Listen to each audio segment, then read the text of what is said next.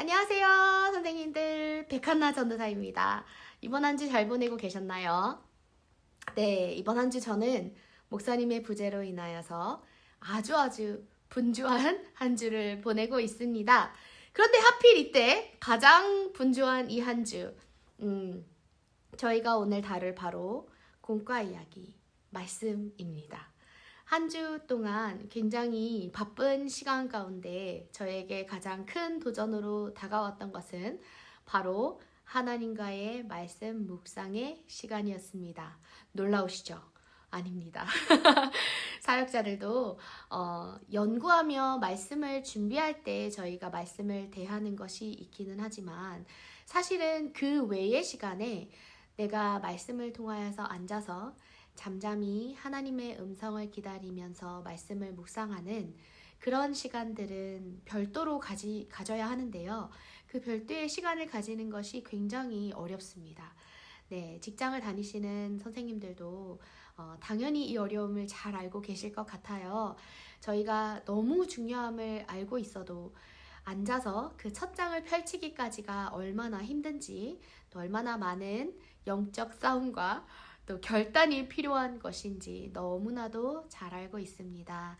이 한 주간 제가 그래서 애써 싸워 하나님과의 이 말씀 묵상의 시간을 지키고 또 혼자만의 기도의 시간을 지키려 노력해 보았습니다. 네, 그랬더니 그 가운데 하나님의 놀라운 또 임재와 또 하나님을 경험하는 시간이 될 수 있었던 것 같습니다. 선생님들께도 남은 시간 하루 정도 도전해 보셨으면 좋겠어요. 바쁜 시간 가운데 공과를 준비하는 시간 말고 내가 온전히 말씀 속에서 하나님을 찾는 시간, 개인의 시간, 그 시간을 가질 수 있기를 바랍니다.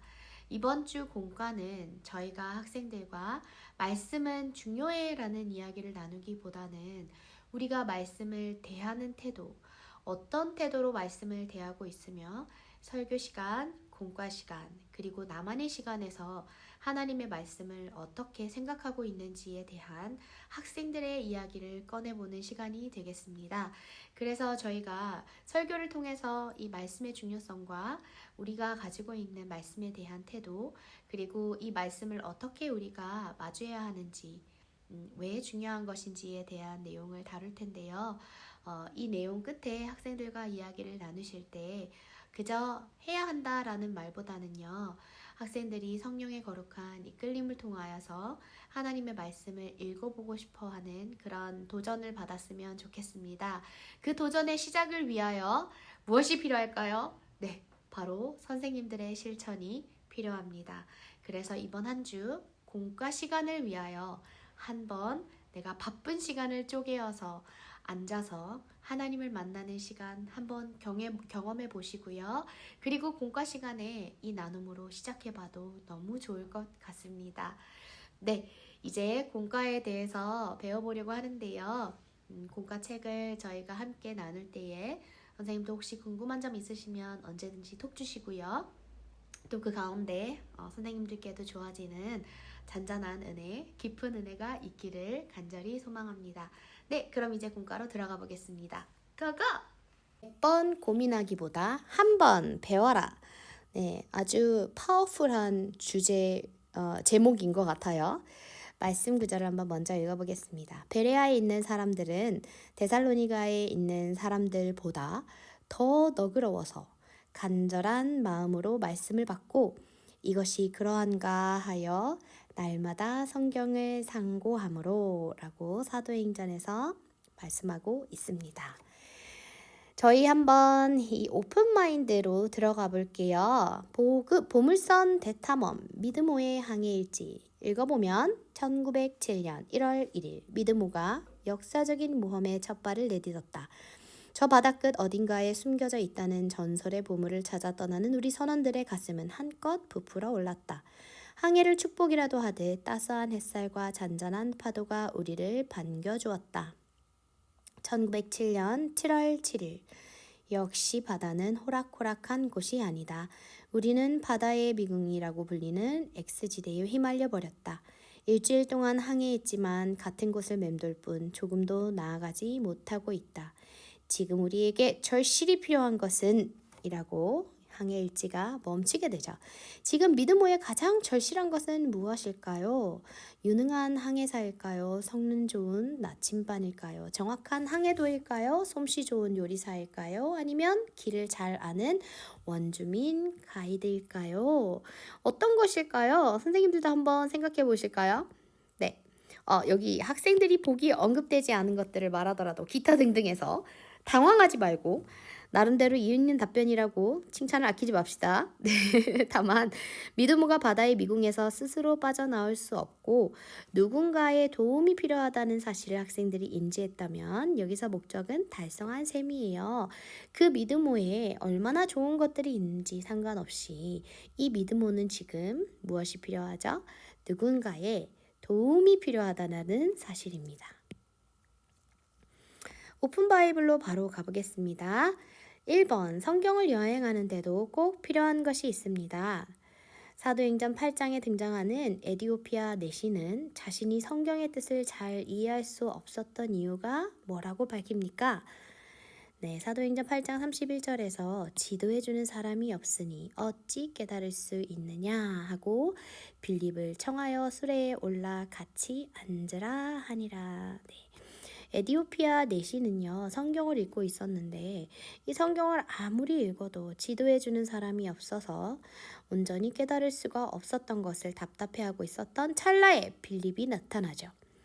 성경 읽는 것을 낯선 곳을 여행하는 것에 비유할 수 있어요. 성경 말씀은 우리에게 낯설고 익숙하지 않기 때문이에요. 한 번도 가보지 않은 미지의 세계에 발을 내딛는 것과 같습니다. 혼자서 성경을 읽는 것과 성경에 대해 잘 아는 사람의 지도를 받으며 성경을 읽는 것에는 큰 차이가 있어요. 그러므로 성경을 읽을 때 잘 지도해 줄 사람이 필요합니다. 이 성경이 미지와 같이, 이 미지의 세계에 발을 내딛는 것과 같이 익숙하지 않고 낯선 이유는요.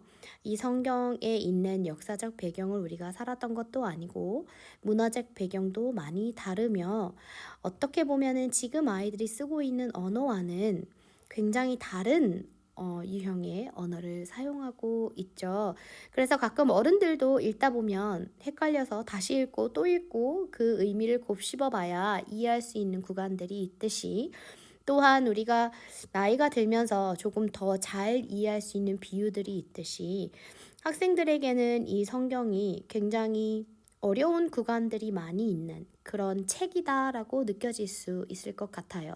그래서 내가 읽기보다는 그냥 누군가가 요약해서 한마디로 그냥 던져주면 좋겠다. 이렇게 생각할 수도 있겠습니다. 하나님은 성도가 말씀을 잘 이해하고 받아들일 수 있도록 교회에 어떤 사람들을 세우셨죠? 네, 사도와 선지자, 복음을 전하는 자, 목사와 교사 등등이 있죠. 바로 저희들입니다. 네, 전도사님과 교사 선생님들을 통해 학생들이 말씀을 더 잘 이해하고 깨닫고 받아들일 수 있게 되는 것이죠. 이들은 모두 하나님의 말씀을 전하고 가르치는 일을 한다는 공통점이 있습니다. 우리는 이들을 통해 말씀을 더 잘 이해하고 참뜻을 깨달을 수 있습니다. 3번, 사람을 통해 말씀이 선포될 때 우리는 어떤 자세로 그 말씀을 대해야 합니까? 네, 사람을 통해 말씀이 선포된다라는 것은요, 오늘날로 말하면 설교 중 또는 공과 중 선생님이 말씀하실 때 등등이겠죠. 우리는 어떤 자세로 말씀을 대해야 하는지도 중요한데요. 지금 오늘 말씀 구절, 베레아에 있는 사람들은 데살로니가 있는 사람들보다 더 너그러워서 어떤 태도죠? 간절한 마음으로 말씀을 받았다라고 했고요. 날마다 성경을 상고한다라고 했어요. 좋아하는 사람에게 진지하게 얘기하는데 상대방이 나의 얘기를 건성으로 듣거나 관심을 기울이지 않으면 기분이 어떨까요? 네, 마찬가지로 하나님은 설교를 통해서 중요한 말씀을 전해주시려고 하는데 우리가 마는둥한다면 하나님의 마음은 어떠실까요? 그런 태도로 말씀하는 사람에게 하나님의 능력이 나타날 리가 없어요 라고 이야기하고 있습니다. 들은 말씀이 진정 우리에게 유익한 것이 되려면 무엇이 가장 필요할까요? 그들과 같이 우리도 복음 전함을 받은 자이나 들은 바 그 말씀이 그들에게 유익하지 못한 것은 듣는 자가 믿음과 결부시키지 아니함이라. 자, 듣는다고 다 된다는 거 아닌 거죠. 네, 복음 전함을 받은 자들이에요, 모두가. 그리고 들었어요, 모두가. 하지만 어떤 사람에게는 그 말씀이 유익하지 않는 이유는 말씀을 믿음과 결부시키지 않았기 때문이에요. 어른들이 설교 시간에 아멘 하죠, 저희가. 네, 아멘이라는 뜻은요, 진실로 그렇게 이루어질 것을 믿습니다 라는 고백이에요.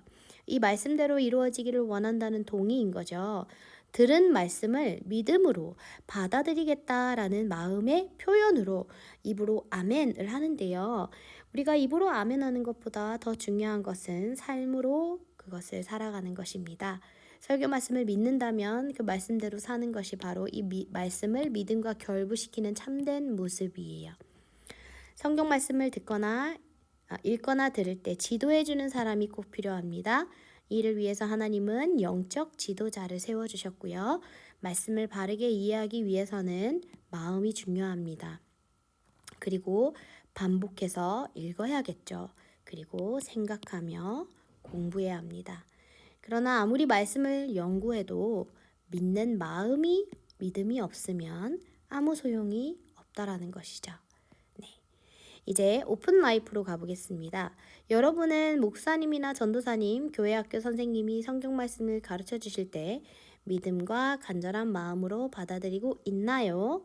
잘 받아들이고 있지 못하다면 이유가 무엇일까요? 자, 솔직하게 이야기해보는 시간입니다. 내가 말씀을 듣는데 성경 공부 시간에 이것이 나와 아무 관계가 없고 내 마음의 태도가 시간만 보고 있는 그런 마음의 태도라면 그런 이유는 무엇일까? 이것을 자기가 내면을 들여다보는 시간을 가질 수 있게 해주세요. 이런 마음을 나누게 되려면 어쩌면 조금은 학생들이 오픈할 수 있는 분위기를 만들어 주셔야 할 것 같아요. 극히 일부를 제외하고는요, 설교 시간이나 성경 공부 시간에 집중하는 아이들이 거의 없는 것이 친구등부의 현실입니다. 대부분 언제 끝나는지 시계만 쳐다보거나 친구들과 장난치거나 침묵합니다. 네, 우리만 그런 것 아니죠. 네, 모두가 그렇습니다. 설교나 성경 공부 시간에 말씀을 믿음과 간절한 마음으로 받아들이지 않는 이유를 물어보면 다양한 이야기를 할 텐데요. 믿음이 없다, 재미가 없다, 아무런 관심이 없다. 네, 이렇게 친구들이 혹시 선생님이 상처받지 않을까, 이런 얘기하면 안 되지 않을까, 이런 눈치를 보지 않게 솔직한 답을 할 수 있도록 격려해 주세요. 괜찮다라고 이야기해 주시고요. 솔직히 졸릴 수 있지, 솔직히 관계가 없다 생각할 수 있지, 이렇게 잘 받아들여 주시면 좋겠습니다. 네. 오늘 예배 시간에 들은 설교 말씀의 주제와 내용을 간략하게 한번 이야기를 나눠볼 텐데요. 이 실천에 있어서 아마 모든 선생님들이 방금 들은 설교 말씀에 대해서 잠시 나누는 시간적 여유만 있다면 다들 가지고 있으리라고 생각을 합니다. 특히 우리가 이 공과에 대한 내용을 설교에서 접하기 때문에 더 나눔이 유익하게 되죠. 연관성이 있고요. 그래서 우리가 얼마나 말씀에 대해서 기억하고 있는지를 이야기를 해보고, 말씀이 기억나지 않으면 설교 말씀에 집중할 수 있는 방법이 무엇인지를 한번 생각해보고 실천해보면 좋을 것 같아요. 그래서 이거는 지난주에 있어서 우리가 설교에 예배에 집중할 수 없었던 것이었죠. 예배에 내가 왜 집중할 수 없었을까? 졸리다. 그래서 우리가 실천할 수 있는 방법들을 선생님들이 몇몇 추천해 주셨는데요. 네, 이번에는요, 내가 말씀을 듣는 것이 왜 힘들까? 이 예배의 태도와 말씀을 듣는 태도는 조금 다릅니다. 예배는요, 내가 영과 진리로 한다고 했고요. 말씀은요, 우리가 절실한 마음으로, 간절한 마음으로, 이것은요, 우리의 머리가 필요한 부분입니다. 머리와 생각이 필요한 부분이에요. 그러면 일단 우리가 예배에 와서 집중하는 것은 중요하죠. 하나님에게 집중하는 것. 하지만 예배에 집중했다면 내가 말씀을 들으며 이해하려고 노력하고 있느냐, 이 이해한 말씀을 내가 삶에 적용하기 위해서 듣고 있느냐, 이런 마음의 상태를 물어보고 있는 것입니다. 어쩌면 예배보다는 더 어려운 것일 수도 있어요. 예배가 너무 졸려서 내가 듣지 못했다. 그러면 공과 시간에 나누는 이 주제들과 공과 시간에 나누는 다른 친구들 또는 선생님들의 의견들을 들었을 때에 나의 마음은 어떤지, 어떻게 반응하고 있는지, 이런 것들을 쭉 물어보시면서 학생들이 처음에 저희가 공과를 시작했을 때와 지금 한 권의 책이 끝나고 난 뒤에 두 번째 책이 시작한 이 시점에서 우리가 얼마나 더 마음을 더 깊숙이 들여다보는 속도가 붙었는가, 이거 한번 생각해 봐 주셔도 좋을 것 같아요. 우리가 처음 공과를 시작했을 때는 정말 내가 한 번도 살면서 일주일 내내 생각하지 않은 주제들을 많이 다뤘었는데, 두 번째 책을 시작하는 이 시점에서 혹시 가끔은 한 번쯤은 하나님을 더 생각하게 도움이 되는 시간이었니를 한번 물어봐 주시고, 또 함께 선생님들과 톡방에서 나눠주셔서요,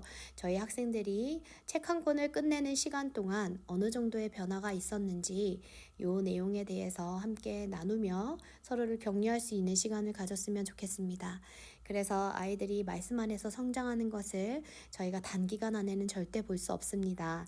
네, 아이들이 복음으로 변화할 수 있죠. 하지만 학생들은 학생이기 때문에 이 말씀을 글을 읽고 책을 읽는 것 자체가 아이들에게는 부담이고 익숙치 않은, 오늘날에는 특히나 익숙치 않은 부분일 수 있어요.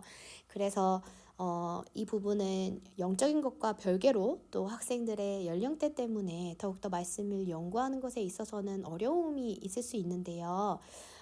이것과 별개로 아이들이 얼마나 성장하고 있는지, 내가 설교 시간에 말씀을 듣는 것에 있어서 집중도가 얼마나 내 마음이 진지한 쪽으로 흘러가고 있는지, 네, 나는 완전 진지해, 이것보다 이전보다 나는 얼마나 더를 물어봐 주셨으면 좋겠어요. 이런 방향에 있어서의 움직임, 내가 어느 쪽을 바라보고 원하고 있는지에 대한 변화, 이것만으로도 엄청나게 큰 변화입니다. 학생들이 점점 이 태도와 삶과 생각에 있어서 변화가 있기까지는 거의 한 10년의 시간은 기다려야겠죠. 하지만 우리는 3년 안에 선생님들 3년 안에 변화를 볼 수 있도록 열심히 기도하고 있습니다. 아이들이 졸업하기 전에라도 선생님들이 열매를 보실 수 있도록, 또 지금까지 주일학교를 통해서 학생들이 올라오면서 쌓였던 많은 그 씨앗들이 또 싹을 보고 열매를 맺을 수 있는 그런 시간들이 되기를 기도하고 있으니, 우리가 보이지 않더라도 우리가 아이들을 설득하며 가르침으로써 학생들이 변하지는 않죠. 하지만 살아 생동감 있고 살아있는 우리 하나님의 말씀, 능력 있으신 하나님의 말씀이 우리 아이들을 변화시키는 것이기에 우리는 그저 그 태도에 대해서, 그 말씀을 접하는 방법에 대해서 나눌 수밖에는 없습니다. 이 안에서 아이들이 하나님이 주시는 성령의 감동으로 변화될 수 있기를 함께 기도하시면서 이 공과 시간에 들어갔으면 좋겠습니다. 오늘도 만약에 시간이 부족하시면 이 설교 내용이 앞에 내용을 많이 다루고 있기 때문에요. 핵심만 콕콕으로 가셔서 오늘 말씀에 대한 내용, 그리고 우리 공과 안에서 배울 내용들은 이런 내용들이었어. 우리가 먼저 오픈 라이프로 그냥 먼저 가서 우리 충분한 나눔의 시간을 오늘 한번 가져보자. 우리는 지금 어떤 마음의 상태를 가지고 있고 내가 말씀을 어떤 태도로 듣고 있는지 솔직하게 한번 이야기해보는 시간을 가지자. 우리가 이 이야기를 하는 이유는 내가 너의 의견이 궁금한 것도 있지만 우리가 앞으로 어떤 방향성으로 나가기 위해서, 또 그 방향성을 갖추기 위해서 우리가 함께 어떤 노력을 할 수 있는지를 한번 이야기 나누고 싶어서 나누는 거니까 자연스럽고 편하게 자기의 생각을 얘기해주면 될 것 같아. 이렇게 나눠주시면 되겠습니다.